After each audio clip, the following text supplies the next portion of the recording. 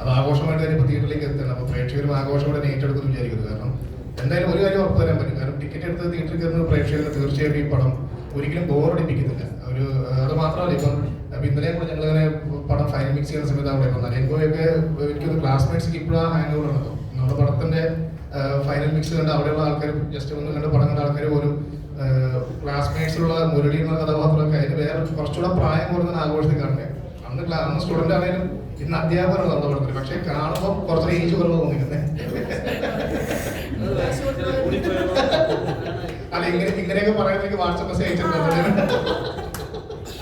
ചുമ്മാ അല്ല, പക്ഷെ സീരിയസ്ലി കാരണം വെച്ച് കഴിഞ്ഞാൽ കാരണം ഞങ്ങൾ ആദ്യം ഫസ്റ്റ് നരേന്ദ്രയുടെ ഗെറ്റപ്പ് ഞങ്ങൾക്കൊരു കൺഫ്യൂഷൻ ഉണ്ടായിരുന്നു. കാരണം ടീച്ചറായിട്ട് വരുമ്പോൾ നമുക്ക് എന്ത് ഗെറ്റപ്പ് പിടിക്കാനുള്ളത്, ഞങ്ങൾ മീശ മാത്രം വെച്ചിട്ട് ഗെറ്റപ്പ് ആലോചിച്ചു. അപ്പൊ അത് മുരളി ഓൾറെഡി ചെയ്തിട്ടുണ്ട്. വേറെ എന്ത് ചെയ്യാന്ന് പറഞ്ഞപ്പോൾ ഒരു ഷോർട്ട് ഫിലിം ചെയ്തിട്ട് ഒരു താടി വെച്ചിട്ട് ഗെറ്റപ്പ് പിടിക്കാറുണ്ട്. പക്ഷെ അത് ഗെറ്റപ്പിൽ വന്നപ്പോൾ അത് നരേന്ദ്ര വന്ന് സജസ്റ്റ് ചെയ്തൊരു ഗെറ്റപ്പായിരുന്നു. എൻ്റെ വേണ്ടി വേറൊരു ഗെറ്റപ്പായിരുന്നു. പക്ഷെ അത് ആ ഗെറ്റപ്പിൽ കണ്ടപ്പോൾ നമ്മൾ ഉദ്ദേശിച്ച ഒരു ക്യാരക്ടർ സൂര്യ എന്ന കഥാപാത്രത്തിന്റെ പേര്, ആ ക്യാരക്ടർ അങ്ങനെയാണ് നമുക്ക് ഉദ്ദേശിച്ചതിനേക്കാളും മേളിൽ നമുക്ക് കിട്ടി. അത് അതിഗംഭീരമായിട്ട് അദ്ദേഹം പെർഫോം ചെയ്തിട്ടുണ്ട്. അതുകൊണ്ട് ആഘോഷം ഈ പറഞ്ഞ ആഘോഷം തിയേറ്ററിൽ കയറുന്ന പ്രേക്ഷകരെ സംബന്ധിച്ച് ഒരു നന്നായി എൻജോയ് ചെയ്യാൻ പറ്റുന്ന ഈ എന്തുകൊണ്ട് ക്രിസ്മസിന് അടിച്ചു പൊളിക്കാൻ പറ്റുന്ന ഒരു പടം തന്നെയായിരിക്കും. അതുപോലെ തന്നെ ഇപ്പോൾ ഒരു സിനിമ ഇറങ്ങുമ്പോൾ ഒരു എന്റർടൈൻമെന്റ് മാത്രമല്ല, അതിനകത്തൊരു കണ്ടന്റ് ഉണ്ടായിരിക്കണമല്ലോ. ഇപ്പോൾ സ്റ്റോറി ഉണ്ടായിരിക്കണം, പ്രേക്ഷകന്റെ പിന്നെയും ചിന്തിപ്പിക്കാൻ ഒരു എലമെന്റ് ഉണ്ടാവും. ഇപ്പം ഒരു ക്യാമ്പസ് ലവ് സ്റ്റോറി അല്ലെങ്കിൽ റൊമാൻസ് ക്യാമ്പസ് അങ്ങനെ കേൾക്കുമ്പോൾ നമുക്ക് ഉണ്ടാകുന്ന ഒരു ഓൾറെഡി ഒരു കാൽക്കുലേഷൻ ഉണ്ടാവും. നോർമൽ ഇങ്ങനെ ഒരു ഇട്ടവട്ട പ്രണയമായിരിക്കും, അതിൽ നടക്കുന്ന ഇൻസിഡൻസ് ആയിരിക്കാം, അത് ചുറ്റുപാട് നടക്കുന്ന ബാക്കപ്പുള്ള കാര്യങ്ങളായിരിക്കാം. അപ്പം അതിൽ നിന്ന് ഒരുപാട് ഡിഫറെന്റ് ആയിട്ട് എന്താണ് ഇതിനകത്ത് ആഘോഷം, എന്തുകൊണ്ട് തിയേറ്ററിൽ പ്രഷർ കാണുന്നുള്ള ഒരു ആഘോഷം ആക്ച്വലി കഥ പറയുന്ന പശ്ചാത്തലമാണ് കോളേജ്. അതിനപ്പുറത്തേക്ക് കഥയ്ക്കൊരു വളർച്ചയുണ്ട്. അത് നമ്മൾ എന്താ പറയുക വെച്ച് കഴിഞ്ഞാൽ അത് സീരിയസ് ആയിട്ടൊരു വിഷയം നമ്മൾ കൈകാര്യം ചെയ്ത് പറയുന്നുണ്ട്.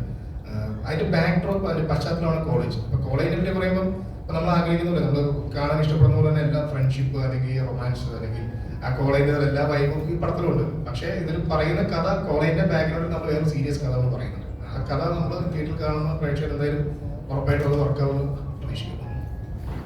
നമസ്കാരം. നമസ്കാരം.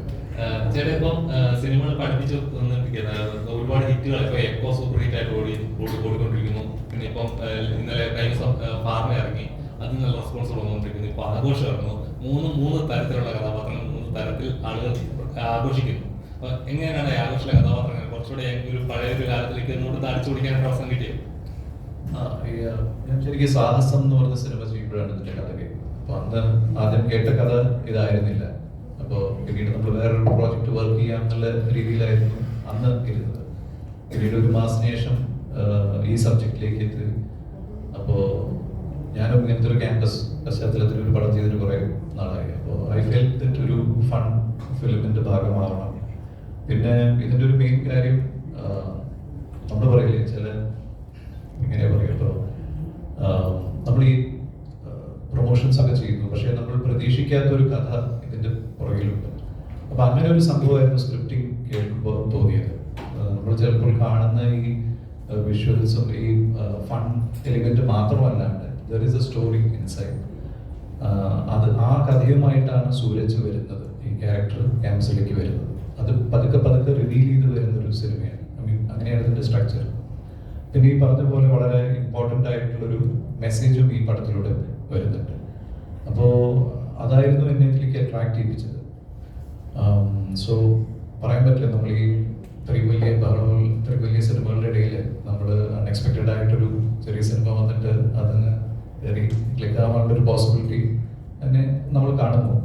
അതിനെപ്പോഴും എനിക്ക് തോന്നിയിട്ടുള്ളത് ഇങ്ങനത്തെ സിനിമകൾ വരുമ്പോൾ ഏറ്റവും കൂടുതൽ സപ്പോർട്ട് ഞങ്ങൾക്ക് വേണ്ടത് പ്രസന്റ് മീഡിയ നിന്നാണ്.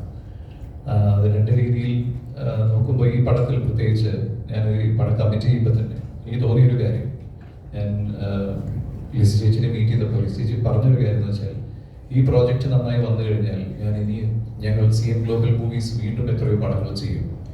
എനിക്കെപ്പോഴും ഞാൻ അങ്ങനെ സിനിമയെ കാണുന്ന ഒരു ആളാണ്. വെച്ചാൽ വേറെ ഏതൊരു ഒരു പ്രൊഫഷൻ ചെയ്യുന്ന ഒരു പ്രൊഡ്യൂസർ വന്ന് ഒരു പടത്തിന് പടം കാശിറക്കി പോകുന്നു, അയാൾക്ക് പ്ലസ്സോ മൈനസായ പിന്നെ ആ ഭാഗത്തേക്ക് വരില്ല. പക്ഷെ ചേച്ചി അങ്ങനെയല്ല.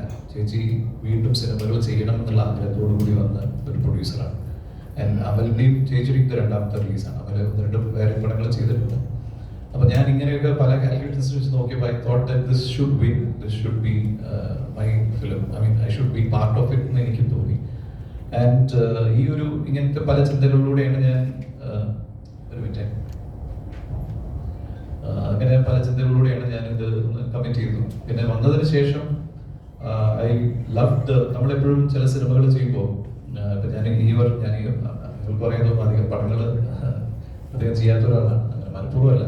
ഇപ്പോൾ ചെയ്യുന്നത് കുറച്ച് ആസ്വദിച്ച് ചെയ്യണമെന്ന് ആഗ്രഹമുള്ള ഒരാളാണ്. ഇപ്പം ഞാൻ ഈ ചെയ്തത് സാഹസം തന്നെ ആയാലും ശരി, എക്കോ ആയാലും ശരി, ഫാർമയായാലും ശരി, ഇത് ഈ പറഞ്ഞ പോലെ ആഘോഷം എന്ന് പറഞ്ഞ ടൈറ്റിലിന് ഉചിതമായ രീതിയിലായിരുന്നു ഇതിൻ്റെ ലൊക്കേഷനും ഇതിൻ്റെ സെറ്റപ്പും ഇത് വർക്ക് ചെയ്ത ആൾക്കാരും. കുറേ ഫ്രണ്ട്ഷിപ്പ് നമുക്ക് ഉണ്ടാക്കാൻ പറ്റി. ഇതിലുള്ള കുറേ സീനിയർ ആക്ടേഴ്സ് ഉണ്ട്, ഇവരുമായിട്ടുള്ള ഒരു കോഡ്ഷിപ്പും. അപ്പോൾ നമ്മൾക്ക് പിന്നീട് നോക്കുമ്പോൾ എപ്പോഴും മനസ്സിൽ ഓർക്കാവുന്ന മനോഹരമായ കുറേ മുഹൂർത്തങ്ങൾ നൽകിയൊരു സിനിമയാണ് ആഘോഷം. പിന്നെ ചോദ്യത്തിന് നമ്മൾ പല ജോണേഴ്സും ട്രൈ ചെയ്യുക എന്നുള്ളത് എപ്പോഴും ഒരു ആർട്ടിസ്റ്റ് ആഗ്രഹിക്കുന്ന ഒരു കാര്യമാണ്. അപ്പോൾ ഇങ്ങനൊരു ജോണർ എനിക്കും ഒരു പുതുമയാണ്. സോ ഇങ്ങനെ ഒരു പടത്തിൻ്റെ ഭാഗമാവുന്നത് എനിക്കും ഒരു പുതുമയാണ്. അപ്പോൾ അതുകൊണ്ടായിരുന്നു ഇതിലേക്ക് വന്നത്. Thank you. എങ്ങനെയുണ്ടായിരുന്നു? ഇപ്പോൾ മുസ്ലിം ഒന്ന് ഞെട്ടിച്ചു, ഒരു ആരാചാർ എന്ന ലെവലിലോട്ടൊക്കെ ലെവലിലേക്ക് വന്നു, എന്നിട്ട് ഇപ്പോൾ ഒരു പള്ളിയിലച്ചൻ എന്ന ലെവലിലേക്ക് ഇപ്പോൾ കാണുവാണ്. എങ്ങനെയുണ്ടായിരുന്നു? ഒരു ബുദ്ധിമുട്ടായിരുന്നു, പക്ഷെ ഒരുപാട് സന്തോഷമുള്ള കാര്യമാണ്. ഇപ്പം ഞാനും അമലും എനിക്ക് ആദ്യമായിട്ട് ഇതുപോലെ ഒരു ലീഡ് കഥാപാത്രം ചെയ്യാൻ ഇങ്ങനെ ഒരു കഥ വന്നു.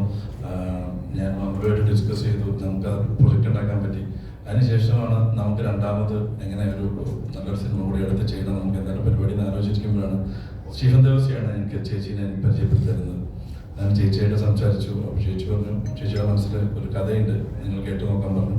അങ്ങനെ ഞങ്ങൾ ചേച്ചി കണ്ടു. ചേച്ചി ഈ കഥ പറഞ്ഞു. നമ്മൾ പ്രതീക്ഷിച്ചേക്കാളും ഒരുപാട് ഞങ്ങൾക്ക് ഇഷ്ടപ്പെട്ട ഒരു പ്രൊജക്റ്റായി മാറി. അപ്പോൾ ചേച്ചി തന്നെ പറഞ്ഞു, അമല എന്നെ തിരക്കഥ എഴുത്, എന്നിട്ട് അത് ഡയറക്റ്റ് ചെയ്യാൻ തീരുമാനിക്കുന്നു. അപ്പോൾ എന്നും ചെയ്തുകൊണ്ടിരുന്ന ഇത്തരം കഥാപാത്രങ്ങൾ അല്ലെങ്കിൽ സ്ഥിരമായി വില്ലൻ കഥാപാത്രങ്ങൾ അല്ലെങ്കിൽ നായകൻ്റെ അടുത്ത് പോയി അടിമേടിക്കുന്ന പരിപാടികളൊക്കെ മാറി എനിക്ക് ഇതും കൂടി പറ്റുമെന്ന് തെളിയിക്കാൻ ഒരു കഥാപാത്രം ആഗ്രഹിച്ചിരിക്കുകയായിരുന്നു. അപ്പോൾ ഈ കഥ കേട്ട വഴി ഞാൻ തന്നെ റിക്വസ്റ്റ് ചെയ്ത് ചോദിച്ചു മേടിച്ചതാണ് ഈ പള്ളിയിലച്ഛൻ്റെ കഥാപാത്രം. അതെന്നെ വിശ്വസിച്ചു തന്ന അമലും ചേച്ചിക്ക് ഒരുപാട് നന്ദി. അത് എന്നെ കൊണ്ട് പറ്റുന്ന രീതിയിൽ നന്നായി ചെയ്യാൻ പറ്റിയിട്ടുണ്ടെന്നാണ് വിശ്വാസം. ഗംഭീരമാണ്.